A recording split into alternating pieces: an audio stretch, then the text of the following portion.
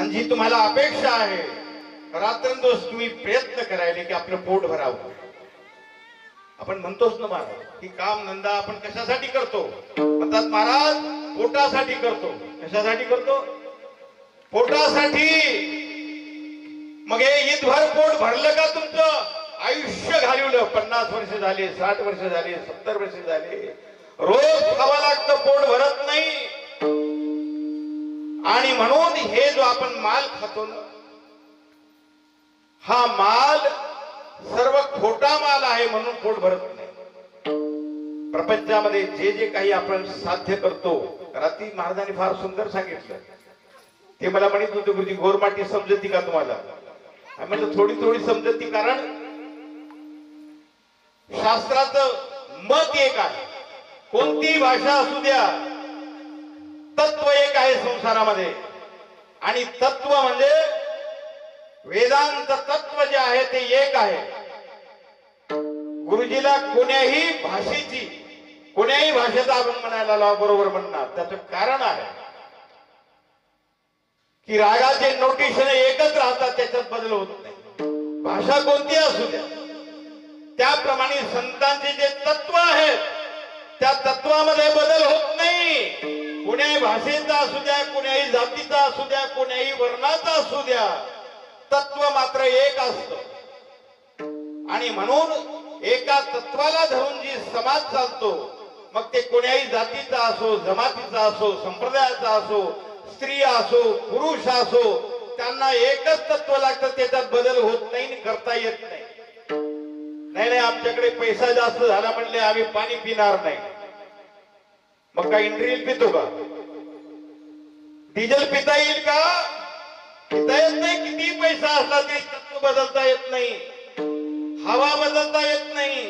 सूर्य बदलता येत नाही.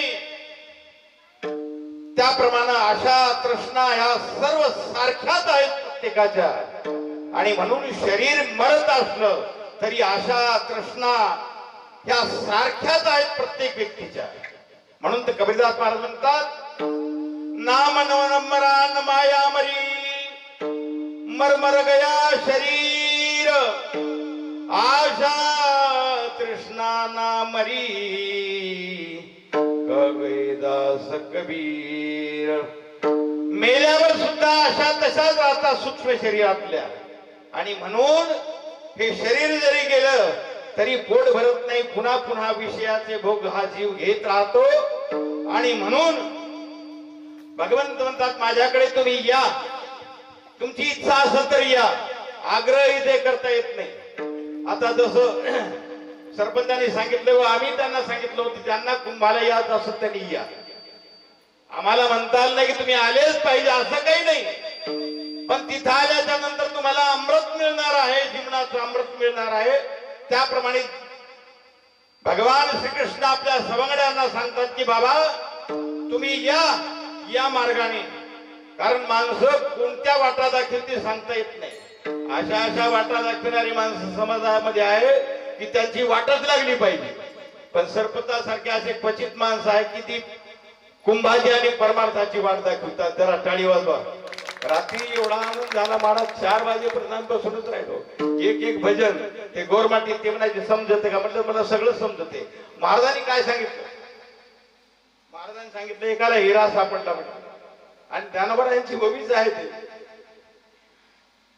का निदेवाची परिवरी लोते रोळ्या रुतली हाती सहस्रवरी प्रीती तबै सोनी उपवास करी का दरिद्री जीवे. हिरे जवाहरात आम्हाला सापडलेत, पण त्याची परीक्षा नसेल तर त्याचा उपयोग होत नाही. महाराजांनी सांगितलं एकाला परीस मिळाला. परीस एका संतांनी साधूनी परीस दिला, बरोबर आहे.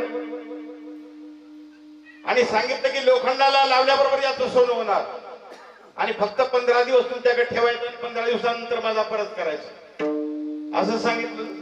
मग त्यांनी काय केलं, एका लाकडाच्या पेटीमध्ये तो परीस झाकून ठेवला आणि म्हणला आता गावगाव फिरून म्हणला सगळे लोखंड इकट्ठा करतो. हिंगोली जिल्ह्यातलं लोखंड इकट्ठा करतो. एकदा लावला की मग म्हणले आयुष्यात पिढ्या जात आपल्याला संपणार नाही. आणि असं लोखंड जमा करता करता करता करता करता 15 दिवस निघून गेले. आणि 15व्या दिवशी दाता परीस होता तो नेण्याकरता आला. म्हणले आण परीस. अरे म्हणले आणखी लावलंच नाही ना. तसं म्हणले हे आयुष्य सगळं आमचं हे लोखंड जमा करता करता चाललं. परीस मिळाला नरदेह पण सोनं करता आलं नाही. विठ्ठल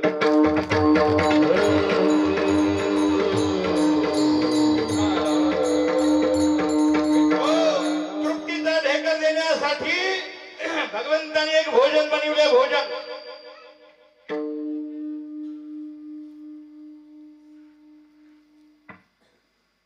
शरीराला तनाला पवित्र करायचं असेल तर स्नानाने हे शरीर पवित्र होतं. आणि मनाला पवित्र करायचं असेल तर भजनाने हे मन तृप्त होतं. याच्या अलावा दुसरा उपाय नाही. विठ्ठल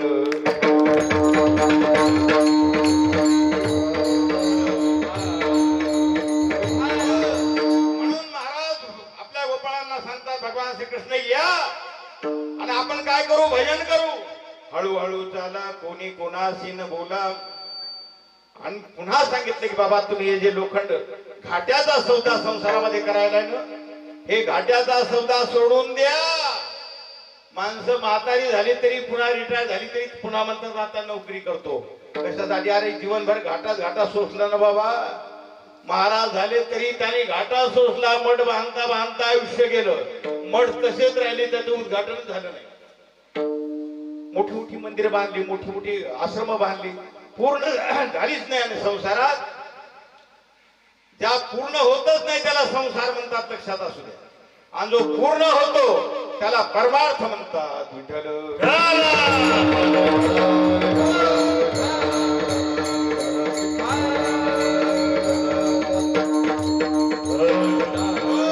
आणि परमार्थ एकदा साधला रे साधला की तो परमात्मा धन आहे. परमार्थ महाधन जोडी देवाचे चरण भावया जतन हे उपाय लावाचे. काही लोक विचारतात महाराज म्हणले स्वामी तुमच्या आश्रमाचं नाव परमार्थ आश्रम काय आहे. म्हणलं आमच्याकडे मोठं धन आहे. पायो जी मैंने राम रतन धन पायो. पायो जी मैंने राम रतन धन पायो. पायो जी मैंने राम रतन धन पायो. पायो जी मैंने राम रतन धन पायो. पायो जी मैंने राम रतन धन पायो. पायो जी मैंने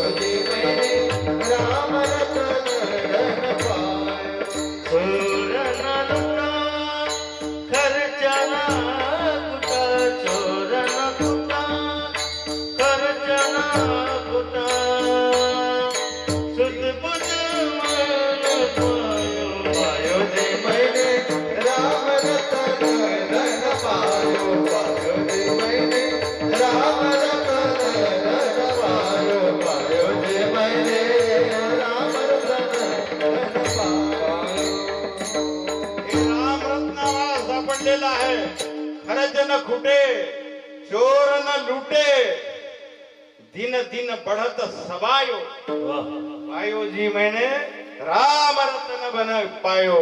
घाटा नाही वाढतं प्रमाण आहे. आणि या वाढत्या प्रमाणामध्ये अरे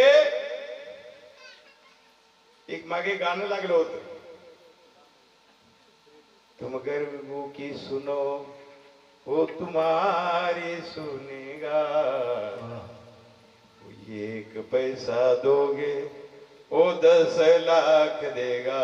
सुंदर होत गाणं सुंदर होत. अरे एका हाताने दे अनंत हाताने देणारा वरदाता बसलेला आहे विठ्ठल.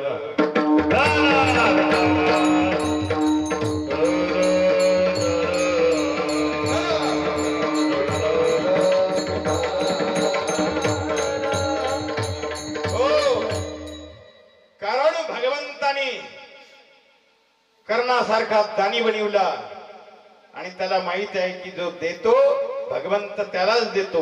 काही काही माणसांचे हातच कापतात महाराज, वाढताना सुद्धा एवढे एवढे वाढतो पंक्ती. बनवलं कोण, बनवणारा कोण. पण काय सांगता, माणसाची अशी दरिद्रता आहे जीवनामध्ये. म्हणून राम रतन धन पायो. पैसा तूने बहुत कमाया, क्या बात है.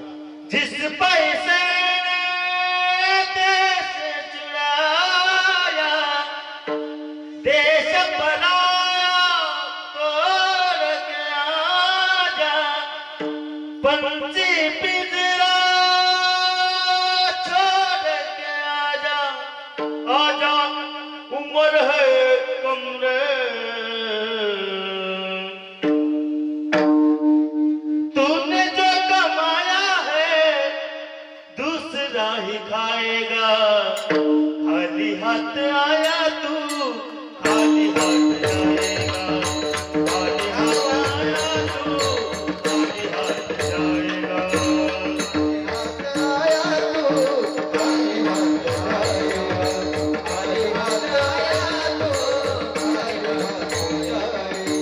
खाली हाथ जाएगा.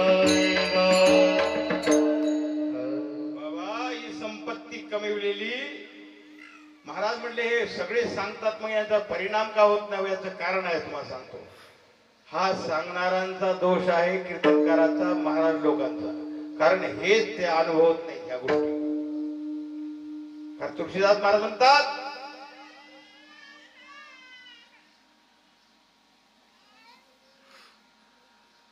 बोलताना मनुष्य बोलतो, बोल बोलता सोपे वाटे, करिणी करिता तीर कापे, पर उपदेश कुशल बहुते रे, नाही अचरजते नर नागरी रे. दुसऱ्याला उपदेश कुशलतेने माणूस करतो, पण स्वतः आचरण नसल्यामुळे त्याचा समाजावर परिणाम होत नाही.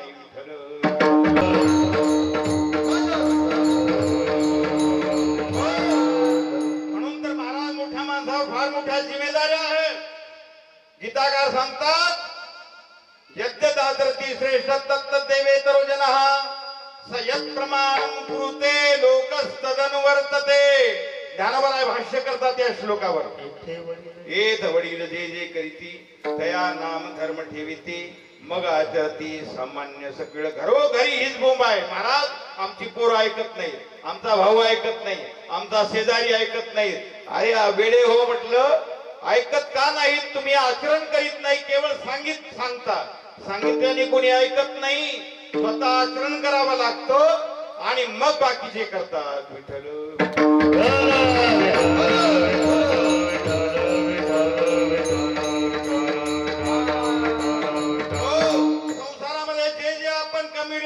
घाट्याचा सौदा आहे, घाट्याचा. म्हणून महाराज अभंगाच्या शेवटच्या चरणात सांगतात, म्हणतात बाबा हा घाट्याचा धंदा तुम्ही करू नका, घाट्याचा धंदा तुम्ही करू नका.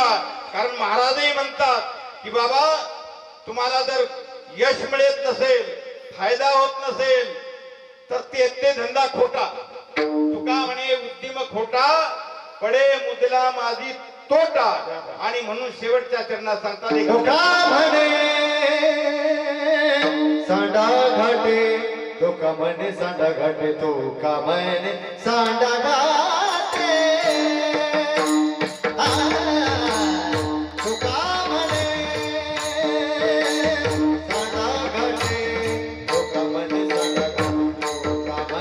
सांडा घाटे तो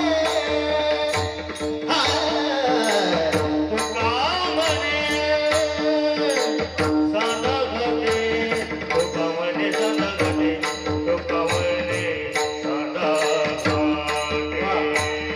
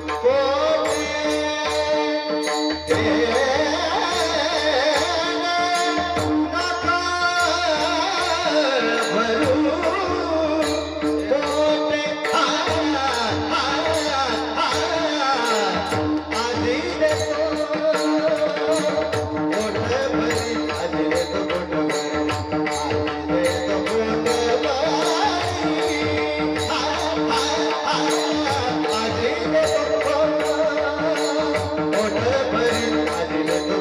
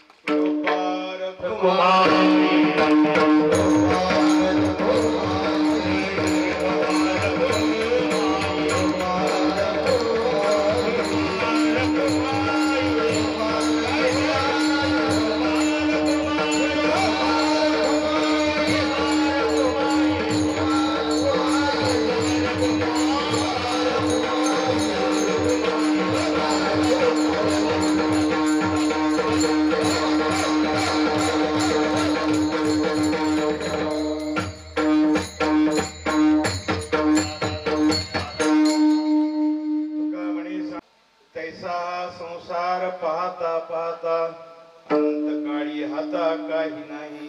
हे कळतं सगळं पण वळत नाही. म्हणून पुन्हा पुन्हा पुन्हा पुन्हा परमार्थ करावा लागतो. पुन्हा पुन्हा पुन्हा पुन्हा आवर्तन करावं लागतं की ते ठसावं, बिंबावं आणि खरं वाटावं. म्हणून महाराजांनी सांगितलं की बाबा हा काल्याचा प्रसाद भगवंताच्या पाठीमागे गेल्याच्या नंतर पोटभर मिळतो. असा या संसारातले कितीही विषय भोग आपल्याला मिळाले तरी त्यांनी तृप्ती होत नाही. आशा तृष्णा वाढतात. महाराजांचा प्रश्नच विचारला बाबा किती भोग भोगले म्हणजे तुमची तृप्ती होईल संसारामध्ये. कारण महाराजांनी प्रश्न विचारला किती संपत्ती मिळाली, किती स्त्रिया मिळाल्या, किती पुरुष मिळाले, किती वैभव मिळालं म्हणजे तुमचं पोट भरेल. महाराजांनी सांगितलं की बाबा अरे वेडे हो, जेवढे लाकडं तुम्ही अग्नीमध्ये टाकसाल त्या अग्नी भिजेल का. महाराजांनी प्रश्न विचारला तुकोबारायांनी. विषय सेविता कोण तृप्त झाला. मला एखादा सांगा एवढे विषय भोगले, एवढ्या संपत्त्या कमविल्या, प्रॉपर्ट्या कमविल्या, तो म्हणला का आता बस झालं, पुरे झालं.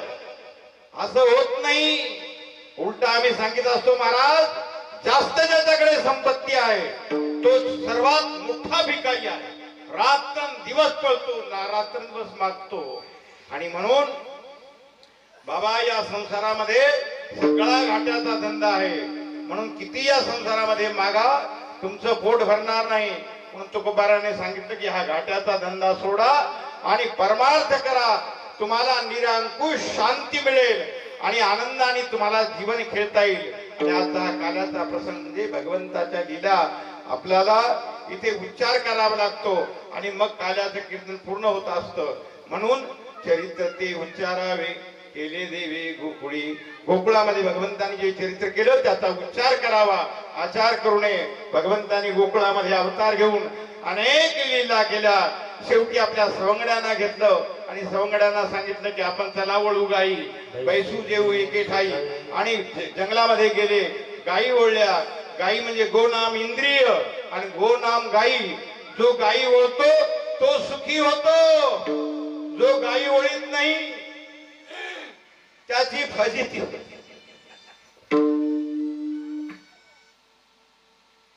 मोकाटती गुरे, मोकाटती गुरे, मोकाटती गुरे,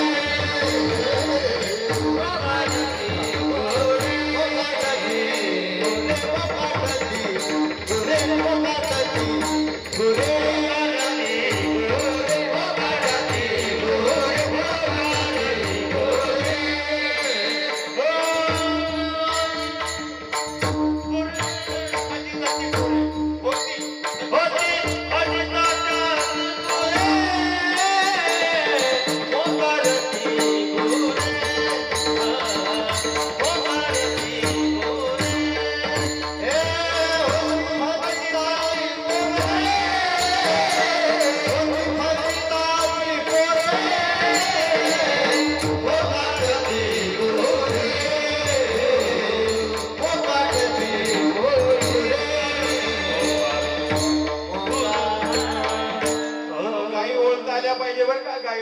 पाहिजे. काही काही लोक म्हणतात महाराज हे महाराज होण्याच्या अगोदर गाई ओळीत होतो. अरे गधड्या, ज्याला गाई ओळखता येतात तोच राजा होतो. विठ्ठल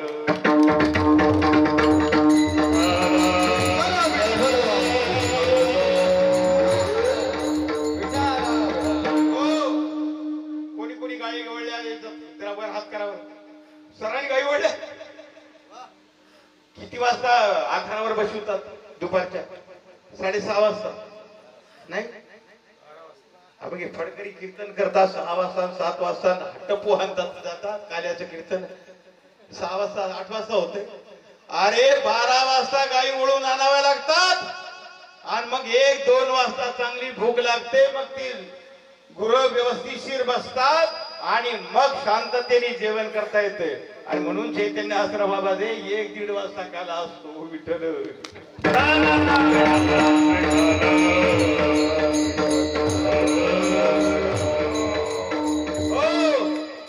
आणि ज्याच्या गायी ओळून शांत बसल्या नाहीत त्या पोरांची फजिती होती म्हणले गुरुजी. मोकाट ती गुरे होती फजित ती पोरे, होती फजित ती पोरे. म्हणले महाराजांनी सांगितलं पोरे, पोरांची फजिती होते, मग आम्ही काय पोरं आहोत का? ओ मिशावाली बाबा सरपंचाच्या बाजूला बसले, आपण काय पोरं आहोत? महाराजांनी सांगितलं पोरांची फजिती होते, मग आमची का फजिती होते का? तुम्ही पोरगा हा का बाप हा? लवकर सांगा, लवकर. पोरगा हा का बाप हा? तुम्ही बाप का पोरगा? बाप कोणाचे? चैतन्य महाराजांचे. कोणाचे? कोणाचे? मुलांचे बाप. तुमच्या बापाचं कोण तुम्ही? हा, मग तेच सांगतात महाराज. पांढरे केस झाले तरी बापाचा पोरगा, किती मोठा झाला तरी तो, म्हातारा झाला तरी तो बापाचा कोण? बोलत जा महाराज, कोण? पोरगा. मग पांढरे केस झाले तरी पोरगा कोणाचा? हा, बापाचा. म्हणून होती फजिती पोरे. आपण म्हातारे झाले तरी हे इंद्रिय फजिती करतात, फजिती. मोठे मोठे गेले. काल महाराजांनी सांगितलं, अर्जुनाने सुद्धा प्रश्न विचारला, महाराज हे ज्ञानी म्हणणारे, समजदार म्हणणारे, समाजात प्रतिष्ठित असणारे यांची फजिती का होते? अर्जुनाने विचारला, अथकेन प्रयुक्तोयम पापम जरति पुरुषः अनिच्छन पिवार्ष्णेय बलादीव नियोजितः. हे ज्ञानी म्हणणारा यांची फजिती का होते? त्यावेळेला भगवंताने उत्तर दिले की बाबा, काम एष क्रोध एष रजो गुण समुद्भवा महाशनो महापाप्मा विदेहनमिह वैरिणम. अरे एक क्षणी लागला तर माणसाचे हाल करतो, आणि महाशनी आहेत कोठे बसले? विदेहनमिह वैरिणम. हे काम क्रोध लोभ मद मच्छर हे महा क्षणी आहेत, त्यांचे आत बसले, तेव्हा फजिती करतील सांगता येत नाही. विठ्ठल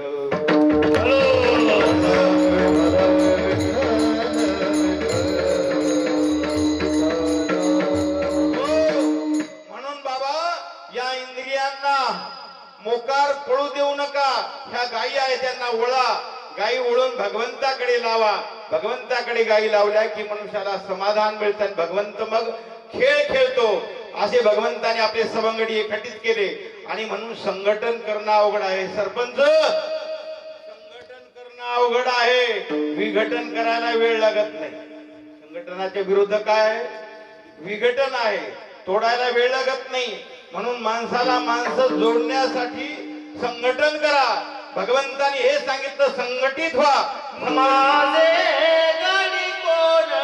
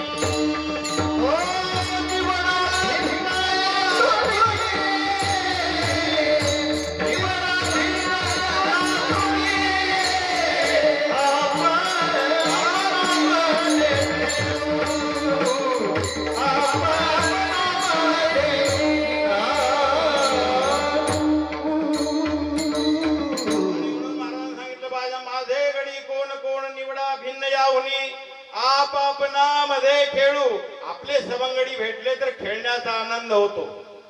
रात्री आम्ही लखुशिंगला सांगितलं तुम्ही एक भजन म्हणा ना. म्हणले माझे जोडीदार नाही. असंच ना, त्याचे जोडीदार लागतात.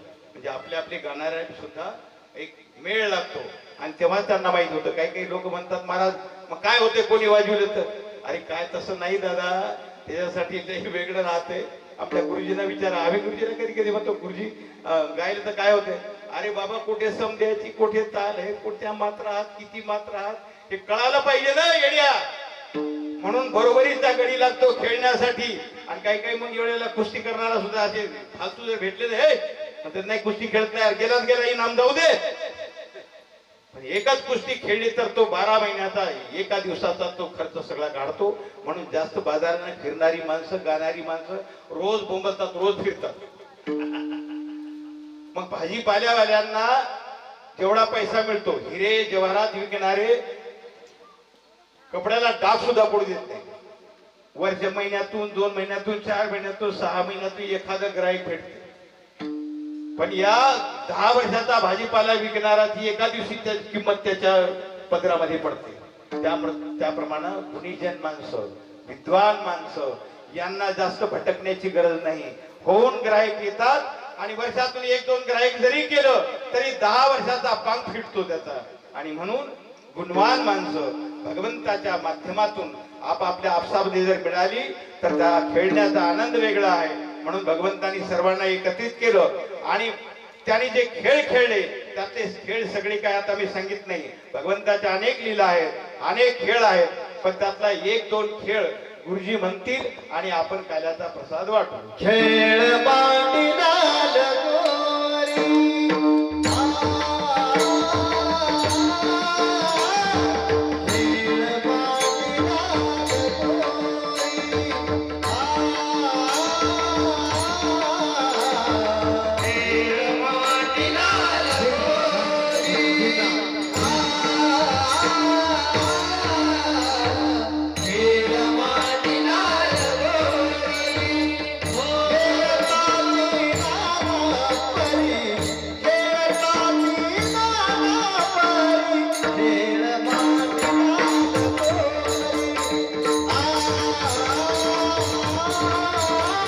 खेळ